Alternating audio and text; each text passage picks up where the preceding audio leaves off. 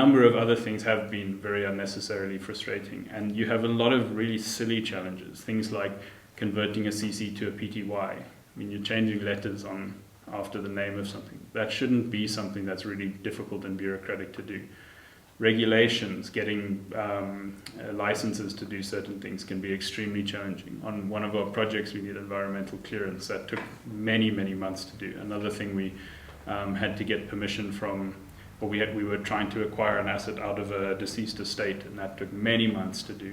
You know, these types of things are unnecessary costs associated with doing business. And I think that, you know, if you have a few pennies in your pocket and you can wait, you know, 3, 4, 5, 6 months for something, and keep, you know, paying your expenses, it's one thing. But if you don't have those reserves, it's very, very difficult. And again, I think that, you know, the tax side of things is a big challenge for small businesses as well. We have things where we will issue an invoice, for example, with VAT on it. That invoice might only be paid after 3 months, but you still have to pay the VAT on that invoice after it's been issued, even if you haven't received payment yet. Same with regards to corporate tax. You know, it may be the case that you've invoiced, but you haven't actually received the income yet, and you have to pay the tax on it.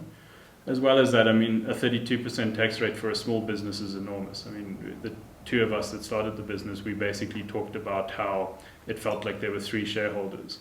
2 of the shareholders were reinvesting everything, and the third shareholder wanted their third out all the time, and it was money out of the pocket of a small growing business.